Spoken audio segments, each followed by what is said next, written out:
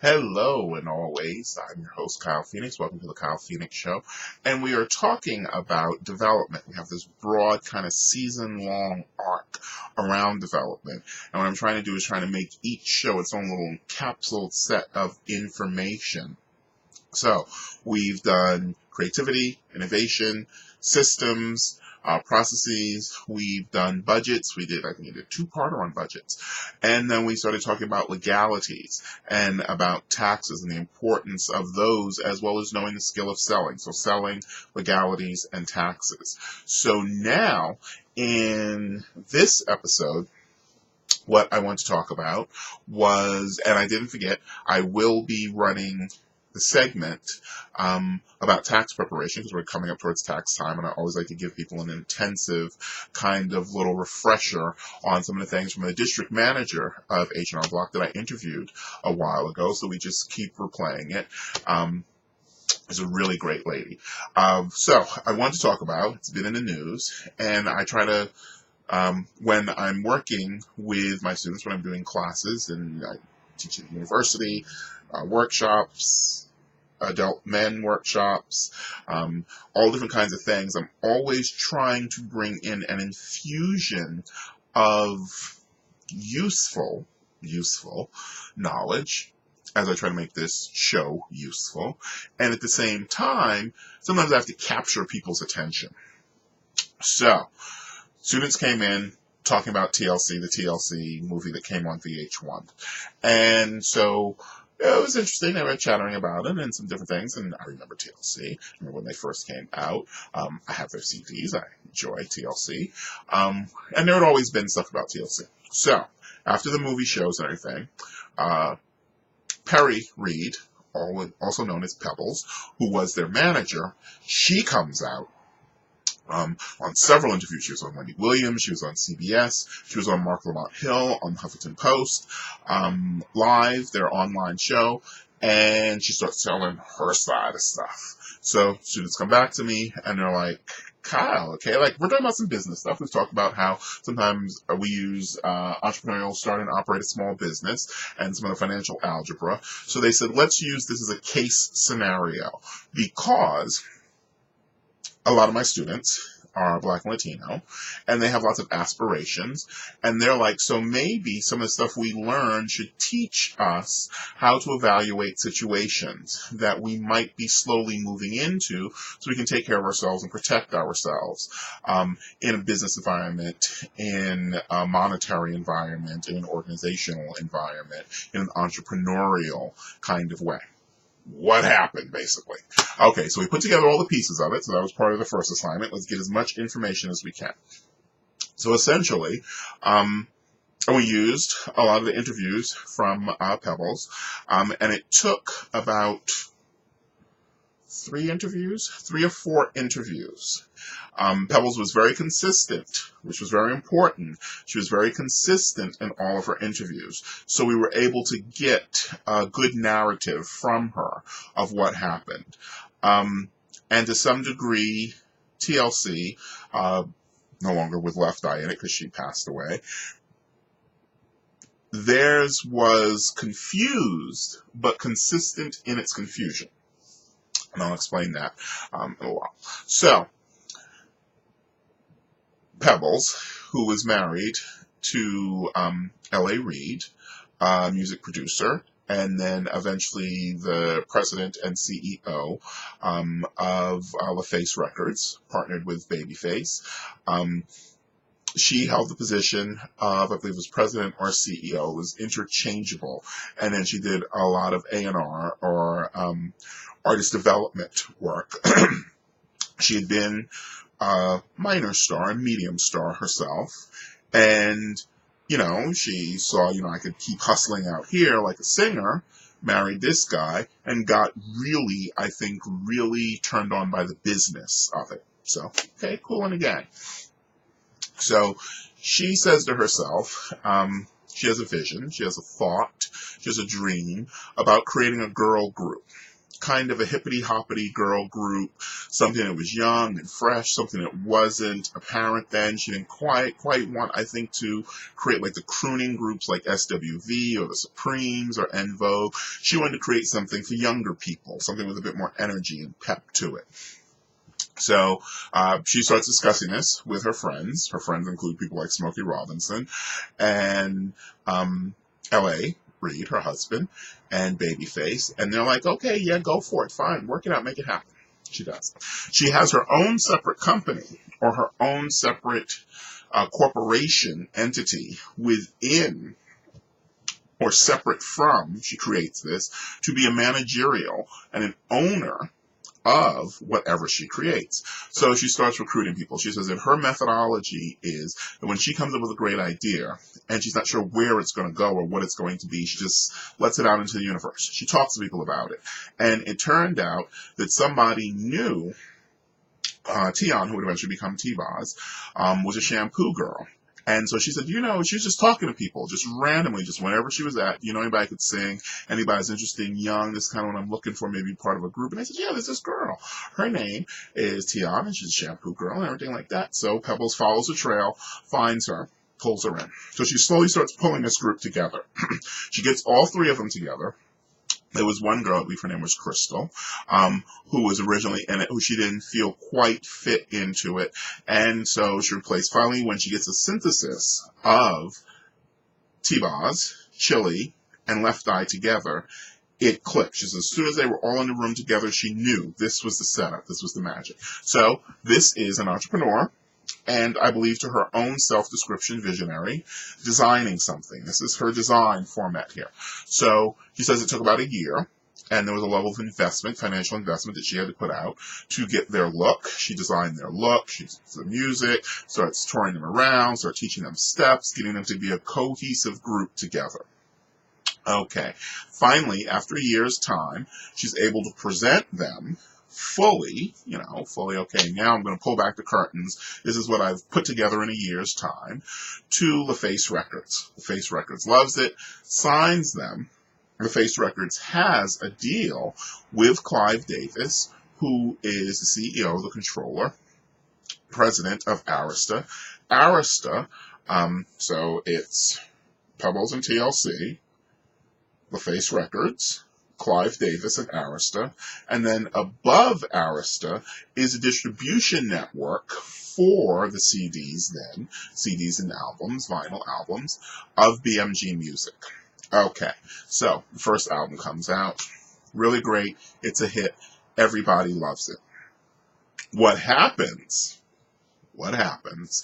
and this is where movie, fiction, education, and people's interpretation of the truth kind of all collided into this whole mess.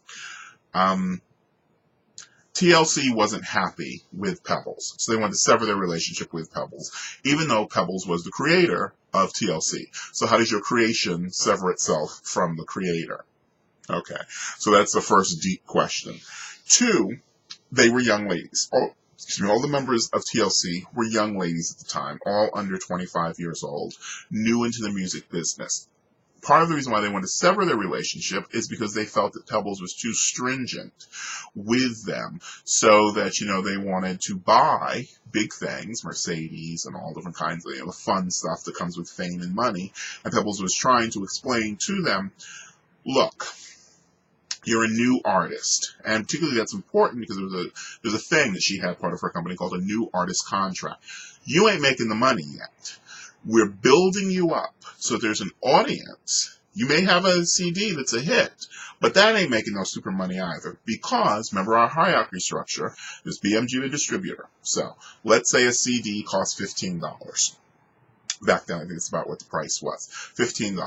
BMG, just for distributing millions of CDs everywhere, because remember they've got to perhaps manufacture them, or they just mainly do the distribution, $5.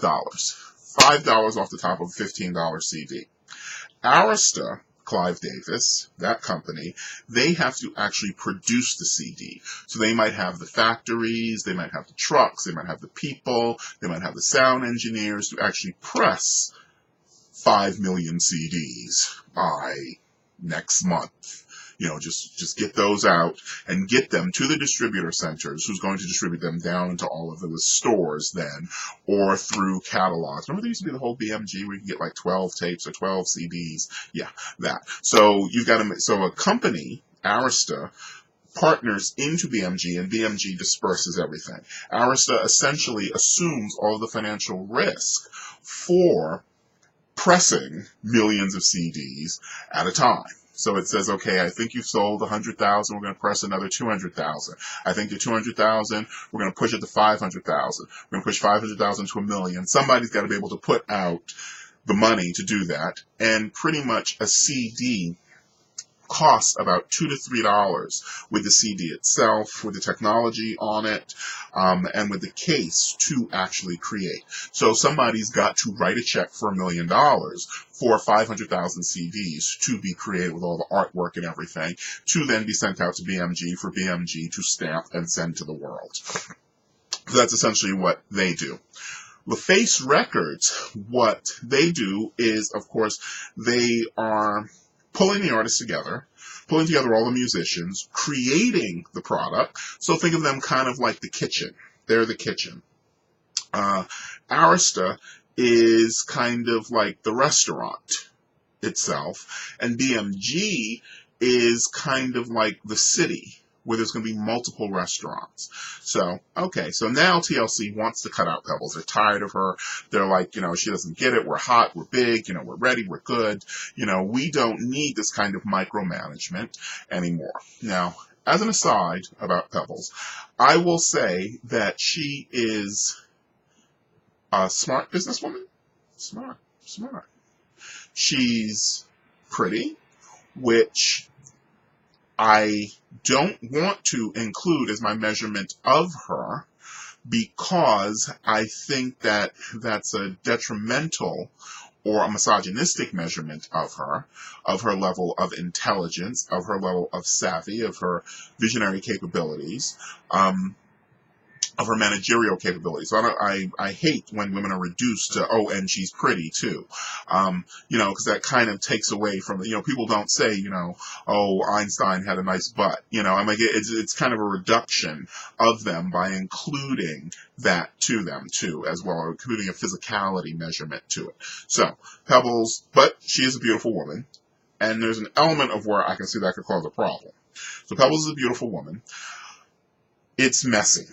Later on, Pebbles says that, she kind of sees some things. People said some stuff that Chili had a baby with Dallas Austin, the producer, which crossed some business lines. That if we're working together as a team, essentially, we can't have these different kinds of relationships with other people that we're working for, that LaFace Records is paying for. It kind of makes things messy. So the group wanted to kick Chili out because Chili had some relationships with Dallas Austin, the producer, who's a very good producer. He's a very, very good producer. And obviously, Chili enjoyed him too. There was also the rumor that Chili was having an affair with Pebbles' husband, L.A. Reid. Messy. Okay, so that's one level of messy. And maybe one reason why people wanted to sever their relationships with Pebbles. Pebbles is like, look, and I believe that this is because she keeps talking about confidentiality stuff. So we're just ticking off things here. Ticking off the relationships of vision, manager, innovation, talent, employees, TLC, or the three young ladies who comprise TLC, employees. They're basically employees dancing and singing on stage. Okay. Pebbles is a partial owner and a manager. LaFace Records is a partial owner and producer, essentially, of them.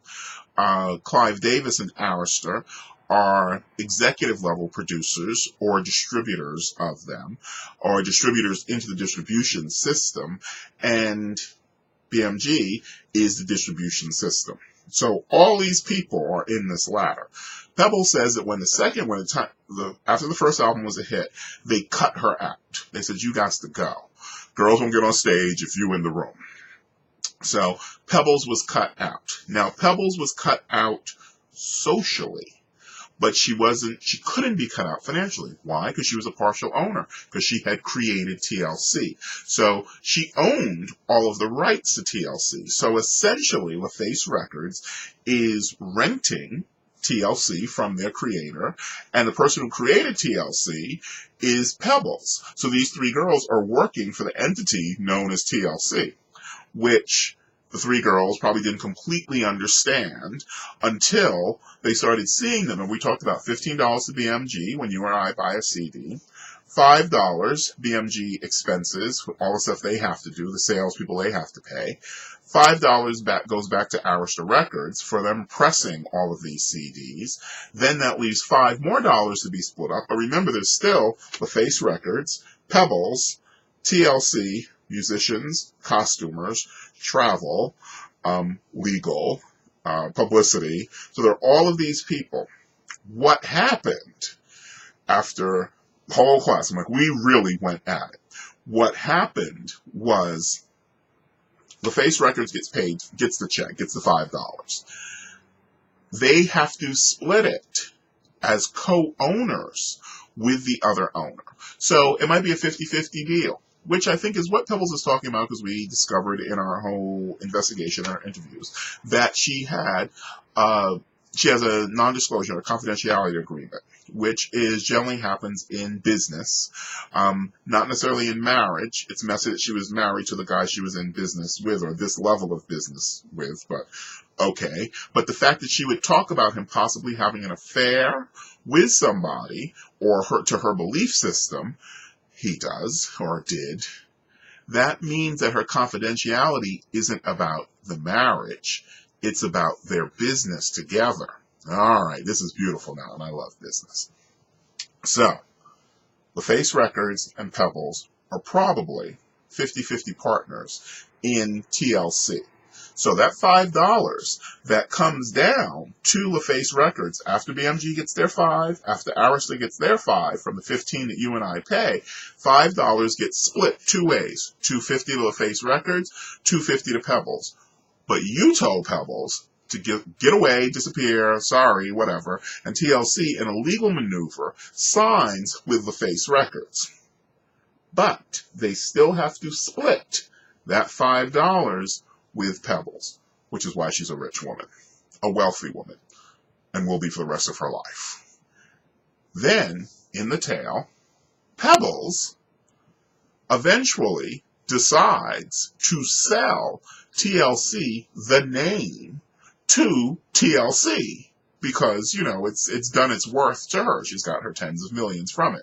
So TLC is getting paid out of the $250 per CD. Now, LaFace Records has to pay musicians, costumers, travel people, security, venue fees, insurance, all those different kinds of things. So say maybe after $2.50 goes through all of that per CD, there's maybe a dime, a quarter left over for the three girls from TLC to split up, which is why TLC got legitimately, legally ill-paid.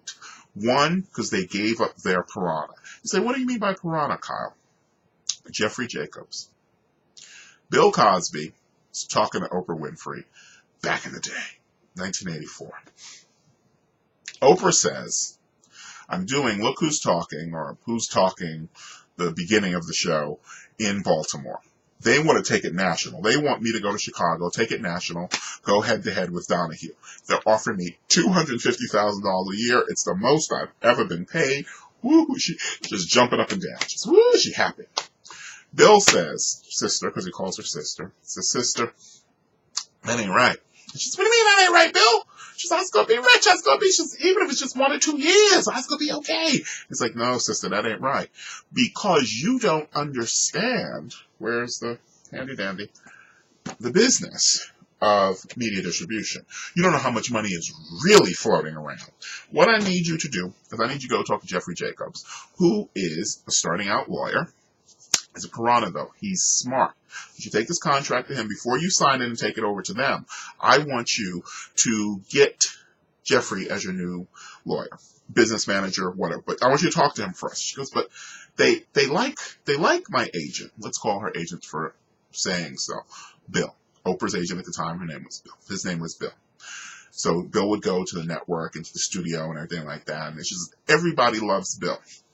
Bill Cosby says, that's your problem, sister. When people see your agent or manager coming, they should go, oh, shit, she wants something else. She wants some more money. He says, when they see your manager coming, you know what they think? Here comes nice Bill. You need a piranha. You need a piranha that somebody, when they see, says, oh, here comes that son of a bitch again. That means she wants something else. So, Oprah goes to Jeffrey Jacobs. Jeffrey Jacobs sits her down on the contract. He says, since you're not a proven success, there's some negotiation room in here. So what we're going to ask is we're going to forsake the $250,000 that they're offering you, and we're going to ask for ownership rights to the show. 25% for each year, till you own it outright 4 years, and then we will become the producers of the show, the physical producers as well, and then just give it to the distribution network for them to give to television stations and networks and stuff like that. And she's like, 4 years? I'm going up against Donahue. I got maybe a year or two, Maybe I can wrestle and be number 2 or number 3. And he's like, no, I think there's something, we can make this into something, but you have to own yourself. You have to own yourself. Hence why years later, network is named OWN.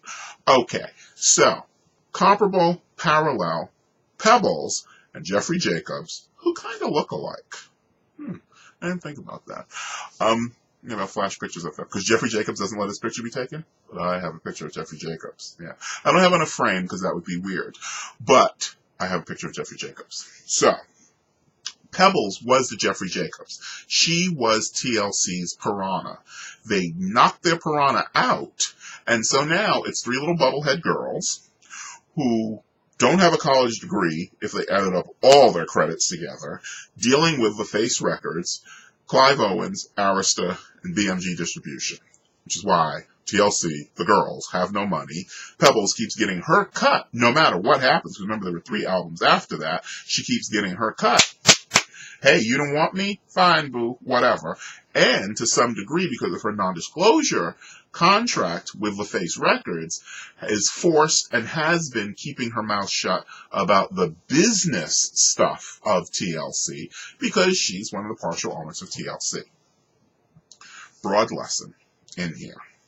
You must control and own whatever you produce as much as possible. More than people will feel comfortable with, more than you'll feel comfortable with demanding.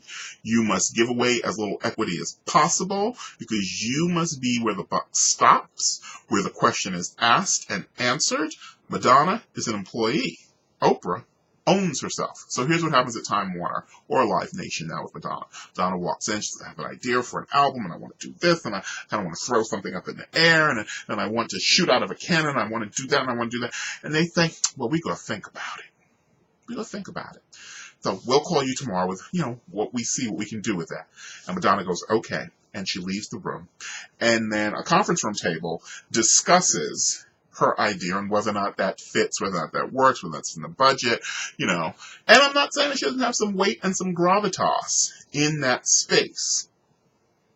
Oprah walks into the conference room of the building she owns, of the conference room she owns, sits in one of the dozens of chairs that she owns, the table that she owns, at all of her employees, and she says, you know something? I want to do it kind of this way, maybe a little bit like that, but I need your help to make this idea work and perfect. And everybody at that table makes that idea work. Very rarely, probably in the context of how we think of an employee or supervisor employee to an employer to an employee, does Oprah hear the word no. She might hear, okay, here's what we can do, here's what we can't do. Let me try to figure out how to do this. Are you committed to this part? Does it have to be this way? She hears negotiation around no. She doesn't hear, no, girl, go sit down. So, throw that all in, because this part of development is about control. It's a Janet Jackson moment. About control of what you say, control of what you do, control of your product, control of your thought, control of your business, control of your future.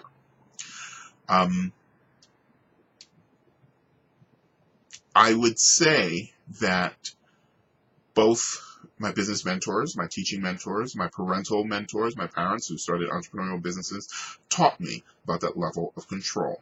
I own the show. I own my books. I own all my web pages. I own all of my material. It's all mine. So if tomorrow I just wanted to delete everything, I could lose my mind and set everything on fire and just delete everything. But I can also make the decision of what's in the content of my show, of the books, of all different kinds of things. If I don't like it, if it's not in alignment with who I am, it doesn't happen. Which is why there are certain things you don't see on this show, and you will never see on this show, even as I put it through thousands of editing variations and iterations in the future. There are certain things that just will not appear on this show because there are certain ways I don't believe that people of color should be represented, whether, and I include everybody, white, black, Puerto Rican, everybody just a freaking. So, that's the point of this section of development. The difference between an employee, T-Boz, Left Eye, Chili, a manager, owner, Pebbles, L.A. Reid, the Face Records, Pebbles Incorporated, Arista, Clive Owen, and BMG. They will always see the big dollars first. TLC had to buy their name for $1 million from this woman, and there's kind of not a real TLC anymore-ish. I don't know, last time you rushed out to get a TLC CD or go to a TLC concert. They can't recapture that. Too much has happened, kind of. So it's always going to be Midland reality show, kind of one or two songs off of a thing, maybe a CD, but it's never going to be what it was. If, to some degree, I will say, these last minutes of the show, they'd stuck with Pebbles. They would be enormous now if they had stuck with Pebbles. Education, particularly racialized people of color, not having education in business messes up everything because they don't know how to protect themselves. They don't know how to understand the language people are using around them and therefore to forecast the future. That's why you must, in your development of yourself or your business, you gotta speak language. You gotta know the stuff. You gotta financial accounting, spreadsheets. You gotta know it. You gotta know it. As always, Kyle Phoenix, KylePhoenixShow at gmail.com, High Five Sleepo, Yonder Group videos on YouTube, KylePhoenixSite.com, Kyle Phoenix blog, Kyle Phoenix books, Amazon, everywhere. Just type in Kyle Phoenix and like a Supreme Diana Ross song. I'll be there. No, that was Michael Jackson, Jackson 5. Okay, thank you so much and have a good evening.